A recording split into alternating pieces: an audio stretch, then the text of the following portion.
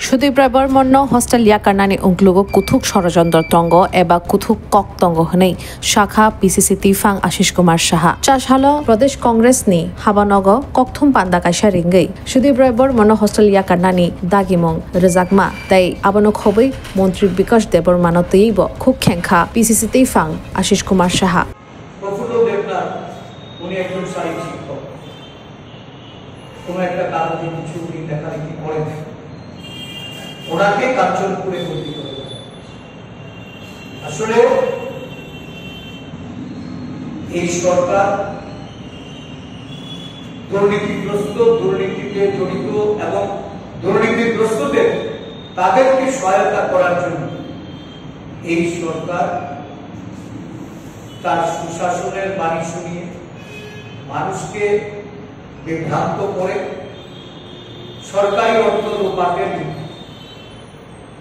গত পরশুদিন আমরা রাজ্যপালের কাছে গিয়েছিলাম এবং রাজ্যপালের নিকট এই রাজ্য মন্ত্রিসভার তফসিলি উপজাতি দপ্তরের মন্ত্রী সম্পর্কে এশিয়ান ডেভেলপমেন্ট ব্যাংকের 1400 কোটি টাকা ঋণ নিয়ে যে প্রকল্পের বাস্তবায়নে বিরাট ধরনের দুর্নীতি সংগঠিত হয়ে চলছে এবং এর থেকে একজন মন্ত্রী সে কিভাবে অর্থনৈতিক সুযোগ সুবিধা অর্থনৈতিক ফায়দা নিয়েছেন সেগুলি বিশদভাবে আমরা বলে এসেছি।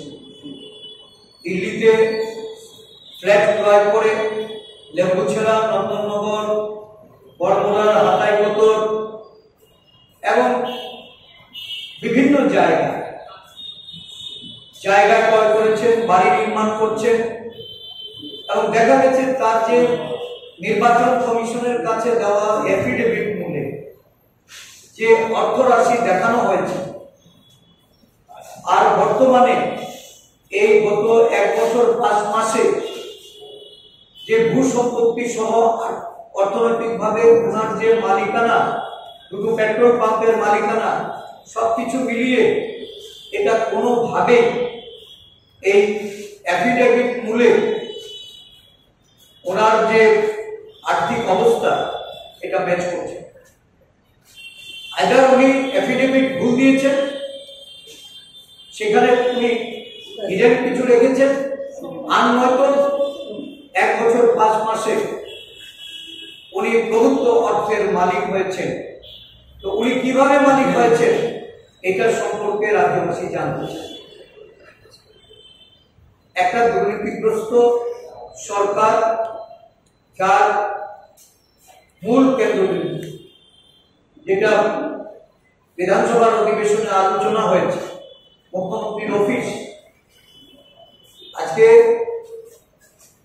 সত্য কথা বললে পরে যদি কারোর প্রতি এই ধরনের অবিচার করা হয়, অনৈতিক কাজ করা হয়, সুদীপ রায় বর্মন অধিবেশনে তার বক্তব্য রেখেছেন এবং দুর্নীতির মৌচাকে ঢিল মেরেছেন আর এটা করেছেন বলেই এখন ওনাকে হোস্টেল ছাড়ার জন্য নোটিশ দিতে হবে।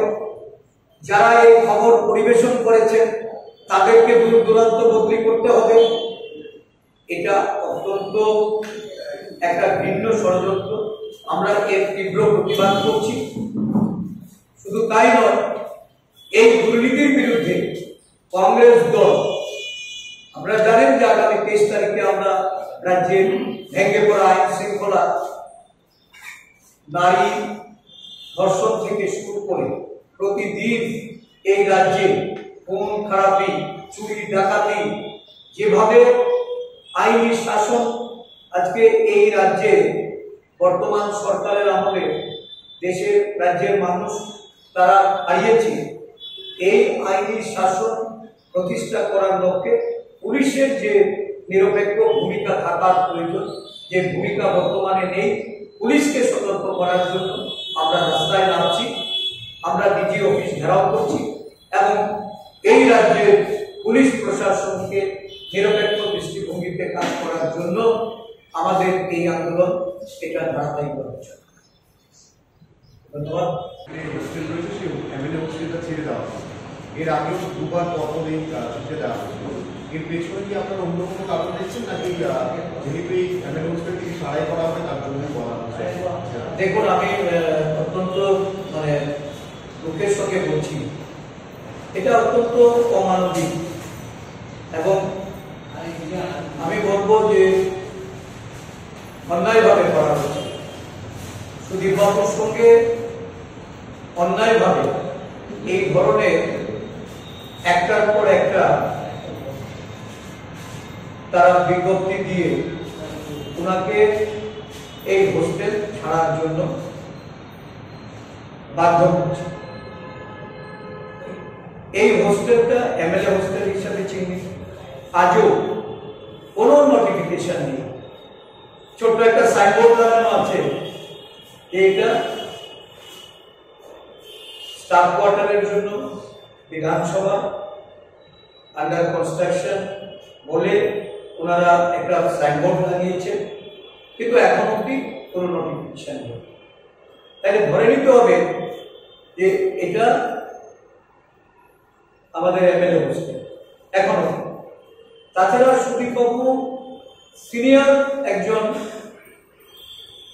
লেজিসলেচার, বাই ইলেকশন ধরলে এটা 7 বারের উনি বিধায়ক।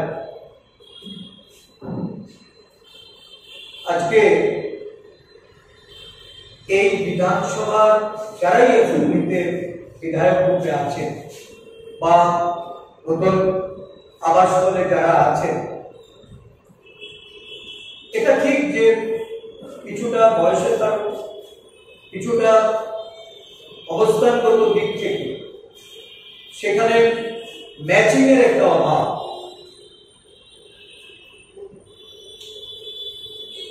একজন এমএলএ, এটা তো তার প্রেরোগেটিভ যে সে কোথায় থাকলে সে কমফোর্ট ফিল করবে বা কোন বাসস্থানটা তার। যেহেতু এটা এমএলএ হোস্টেল, আমরা তো এর আগেও দেখেছি যে 2টো হোস্টেল ছিল এবং 2টো হোস্টেল নির্ধারিত করে বিরোধী এবং শাসক দল সেভাবেই সেটা নির্ধারিত করা হবে। কিন্তু এর পেছনে আমি মনে করি একটা গভীর ষড়যন্ত্র আছে। কারণ সুদীপ বাবু তাদের সম্পর্কে এই গত বিধানসভার অধিবেশনে যখন উনি কথা বলেছেন, যে বিষয়গুলি উত্থাপিত হয়েছে, সেই বিষয়গুলি নিয়ে এই সরকারের যে মনোভাব, এটা আমরা যেটা প্রত্যক্ষ করেছি, আমরা দেখেছি কোন একটা খবরের কাগজে কেন বড় করে বিশদ রূপে সংবাদ পরিবেশন করা হয়েছে এবং এই পরিবেশনার দায় কারো কারোর উপর পড়তেছে। বিশেষ করে আমি কয়েকজনের নাম বলতেই পারি। সঞ্জিত পাল নামে একজন, যিনি একসময় এই রাজ্যের যিনি উপমুখ্যমন্ত্রী ছিলেন, যার সঙ্গে উনি ছিলেন, এবং আরেকজন মন্ত্রী, 2জন মন্ত্রীর সঙ্গে থেকে উনি কাজ করতেন। উনি একজন কন্ট্রাক্ট টিচার। ওনাকে একটা গিরিশচন্দ্র কারবারি পান, একজন কন্ট্রাক্ট টিচার, সমগ্র শিক্ষা, ওনাকে গিরিশচন্দ্র কারবারি পানকে ট্রান্সফার। সঞ্জীব বিশ্বাস আরেকজন কন্ট্রাক্ট টিচার, যাকে 10 টা